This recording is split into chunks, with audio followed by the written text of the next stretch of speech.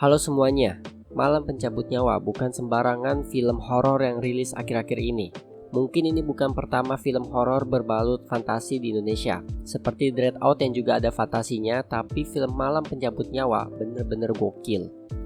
Menceritakan Respati yang mempunyai insomnia setelah orang tuanya meninggal, yang mana setelah itu dia mempunyai kemampuan untuk menjelajahi alam mimpi. Tapi siapa sangka dia akan bertemu sosok berbahaya di alam mimpi tersebut. Film ini mungkin jadi film favorit gua untuk genre horror fantasi. Kelebihan film ini ada pada production design yang benar-benar niat banget dikerjakan. Khususnya tempat alam mimpi dan beberapa scene lainnya yang pas barang-barang rumah atau bangku sekolah pada bergeseran. Genre fantasi bener-bener nyelamatin film ini dari rasa ngantuk kalau isinya cuma horor aja. Soalnya dengan adanya genre fantasi di dalam film ini jadi beberapa scene tuh gak berasa horornya. Gue bisa katakan horor yang bener-bener berasa horor itu di awal film aja dengan suara jeder-jedernya. Sebenarnya gue rada males ya kalau di awal film tuh udah langsung horor, tapi masih termaafkan lah karena masuk ke pertengahan film tuh rasa horornya berkurang. Acting para pemainnya juga gak ada masalah buat gue. Malah Keisha Lefronka actingnya pas kesurupan bener-bener oke. Ada satu adegan yang pupilnya kebalik jadi putih, itu yang bikin mantep sih. Nah, yang paling gokil di film ini ada di third act-nya. Genre fantasinya di film ini bener-bener dimaksimalkan saat final battle dengan Sukma. Apalagi ada adegan yang kayak Inception pas di lorong hotel, dimana berantemnya tuh sambil ruangannya tuh berputar 360 derajat. Untuk visual, sinematografi, dan CGI-nya juga gak ada masalah buat gua. Bahkan wujud monster atau iblisnya Sukma itu bener-bener bagus. Itu tanpa CGI sih menurut gue ya, bener-bener make up doang. Ada satu adegan yang pakai CGI yang Sukma jadi bayangan ngejar dan itu terbilang enak dilihat di mata.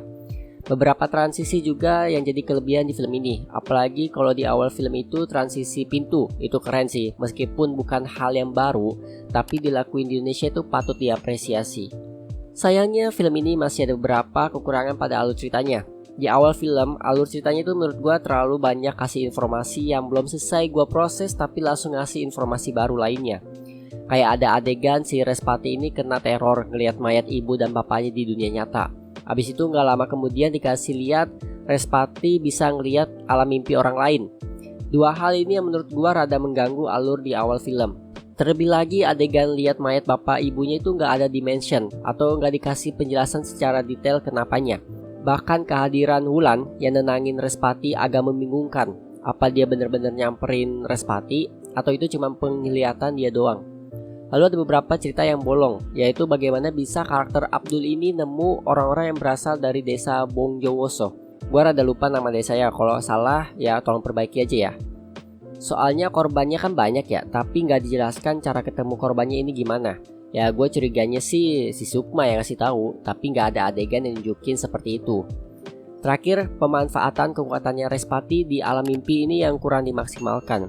Padahal ada adegan dia pakai kekuatannya buat lawan Sukma, meskipun sebentar sih. Cuman pas di final battle tuh malah nggak ada sama sekali.